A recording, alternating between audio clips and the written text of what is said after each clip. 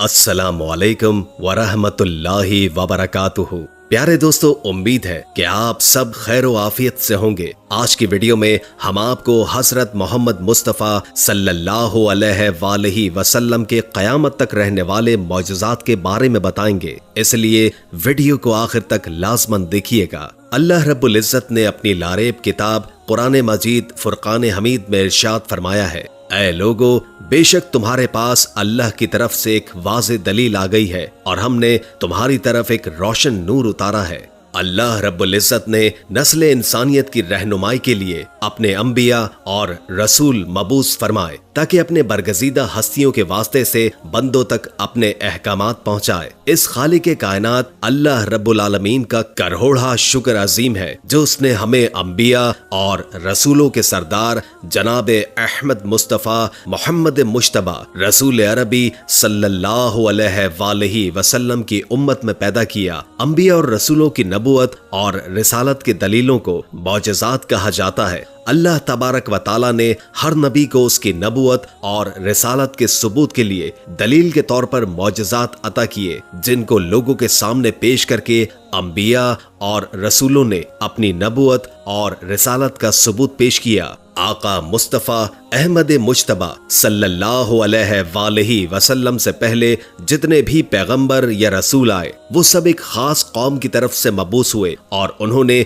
उसी कौम को सीधे रास्ते पर लाने के लिए मौजज़ात जाहिर किए। अल्लाह ताला ने किसी नबी को एक मौजज़ा दिया, किसी को 2 और किसी को 3 मौजज़ात अता फरमाए। आदम अलैहिस्सलाम मौजज़ा लेकर आए, नूह अलैहिस्सलाम मौजज़ा लेकर आए, ईसा अलैहिस्सलाम मौजज़ा लेकर आए, मगर हमारे प्यारे नबी हजरत मोहम्मद मुस्तफ़ा सल्लल्लाहु अलैहि वसल्लम सरापाए मौजज़ा बनकर आए। आप सल्लल्लाहु अलैहि वसल्लम का देखना मौजज़ा, आप सल्लल्लाहु अलैहि वसल्लम का बोलना मौजज़ा, आप अलैहिस्सलाम का बैठना मौजज़ा, आप सल्लल्लाहु अलैहि वसल्लम की ज़ात, आप सल्लल्लाहु अलैहि वसल्लम की सिफ़ात और आप सल्लल्लाहु अलैहि वसल्लम की हर अदा मौजज़ा है। अल्लाह ताला ने दूसरे अंबिया कराम अलैहिस्सलाम को जो मौजज़ात अता फरमाए वो सिर्फ उनकी ज़ाहिरी हयात मुक़द्दसा तक देखे जा सकते थे। अगर आज हम सैयदना मूसा अलैहिस्सलाम के मानने वालों से पूछे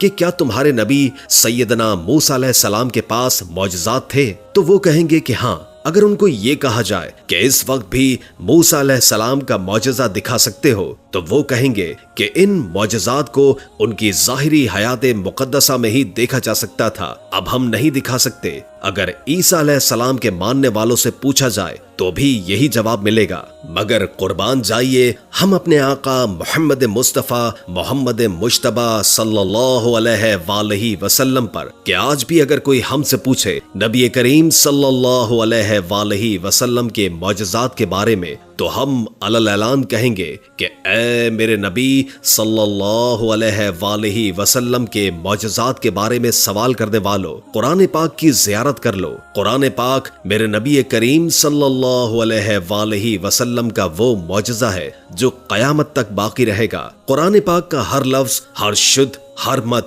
हर ज़ेरो ज़बर अज़मत मुस्तफ़ा सल्लल्लाहु अलैहि वसल्लम का गवाह है। मौजज़े की तारीफ यूं भी की जा सकती है कि मौजज़ा उस अमल को कहते हैं कि जो मुद्दई नबुवत के हाथ पर जाहिर हो और कुल आलम उसके मौरज़े और मुकाबला यानी उसकी मिसल लाने से आजिज़ और दरमांदा हो, ताकि मुनकरीन और मुखालिफीन पर यह बात वाज़ेह हो जाए कि ये शख्स कोई आम नहीं बल्कि खुदा का बरगज़ीदा है। आका अलैहिस्सलाम की नबुवत चूंकि तमाम आलम के लिए है और क़यामत तक के लिए है, इसलिए अल्लाह ताला ने आप अलैहिस्सलाम को जुमला अक़साम आलम से मौजज़ात और निशानात अता फरमाए ताकि आलम की हर चीज़ नबी अलैहिस्सलाम की नबुवत की दलील और बुरहान हो और आलम की कोई नौ ऐसी बाकी न रहे जो आप अलैहिस्सलाम की नबुवत की शहादत न दे। चूंकि आप अलैहिस्सलाम सारी कायनात के लिए रहमतुल लिल आलमीन और खातमुन नबिय्यीन बनकर आए हैं, इसलिए आप सल्लल्लाहु अलैहि वसल्लम के मौजज़ात बेशुमार हैं।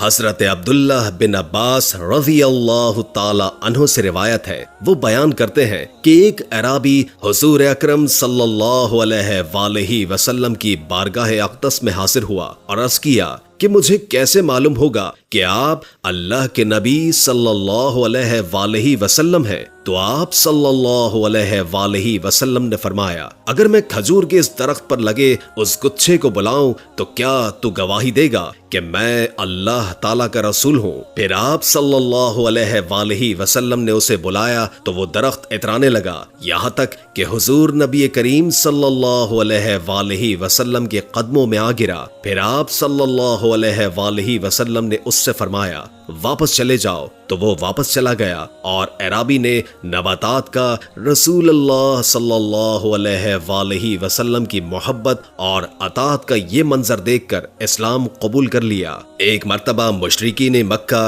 حضور صلی اللہ علیہ وآلہ وسلم کے پاس آئے اور کہنے لگے، اگر آپ اللہ کے سچے رسول ہیں تو چاند کے 2 ٹکڑے کر کے دکھاؤ۔ آپ علیہ السلام نے فرمایا، پھر کیا تم مجھ پر ایمان لے آؤ گے؟ انہوں نے کہا، اگر آپ چاند کے 2 ٹکڑے فرما دیں تو ہم آپ کا کلمہ پڑھ کر مسلمان ہو جائیں گے۔ چنانچہ اس رات چاند کی 14 تاریخ تھی اور چاند اپنے پورے شباب کے ساتھ چمک رہا تھا۔ جو ہی آقا نامدار صلی اللہ علیہ وآلہ وسلم نے اپنی انگشت مبارکہ سے چاند کی طرف اشارہ کیا تو چاند 2 ٹکڑے ہو گیا۔ حضرت ابو زید انصاری رضی اللہ تعالی عنہ سے روایت ہے کہ حضور نبی کریم صلی اللہ علیہ وآلہ وسلم نے مجھ سے فرمایا، میرے قریب ہو جاؤ، اور پھر میرے سر اور داڑھی مبارک پر اپنا دست مبارک پھیرا اور دعا فرمائی، الہی اسے زینت بخش اور اس کے حسن و جمال کو دوام عطا فرما۔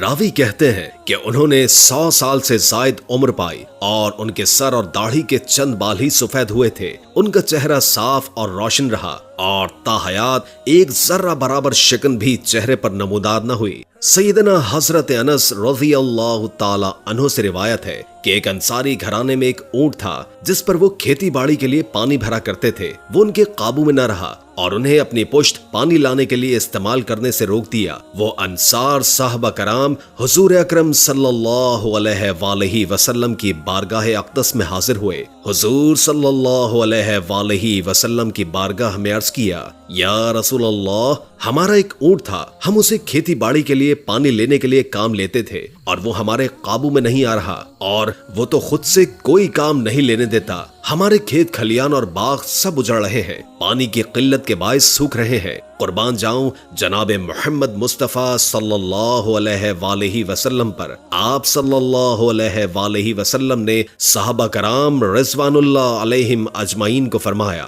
اٹھو۔ سارے اٹھ کھڑے ہوئے اور اس انصاری کے گھر تشریف لے گئے۔ آپ صلی اللہ علیہ وآلہ وسلم احاطے میں داخل ہوئے تو اونٹ جو کہ ایک کونے میں تھا، حضور صلی اللہ علیہ وآلہ وسلم اونٹ کی طرف چل پڑے تو انصار کہنے لگے، یا رسول اللہ، یہ اونٹ کتے کی طرح باولا ہو چکا ہے اور ہمیں اس کی طرف سے آپ پر حملے کا خطرہ ہے۔ تو نبی کریم صلی اللہ علیہ وآلہ وسلم نے فرمایا، مجھے اس سے کوئی نقصان نہیں ہوگا۔ اونٹ نے جیسے ہی حضرت محمد مصطفیٰ صلی اللہ علیہ وآلہ وسلم کو دیکھا تو آپ صلی اللہ علیہ وآلہ وسلم کی طرف بڑھا، یہاں تک کہ قریب آ کر آپ علیہ السلام کے سامنے سجدے میں گر پڑا۔ حضور نبی کریم صلی اللہ علیہ وآلہ وسلم نے اسے پیشانی سے پکڑا اور حسب سابق دوبارہ کام پر لگا دیا۔ صحابہ کرام نے یہ دیکھ کر آپ علیہ السلام کی خدمت میں عرض کیا، یا رسول اللہ، یہ تو بے عقل جانور ہوتے ہیں مگر آپ صلی اللہ علیہ وآلہ وسلم کو سجدہ کر رہا ہے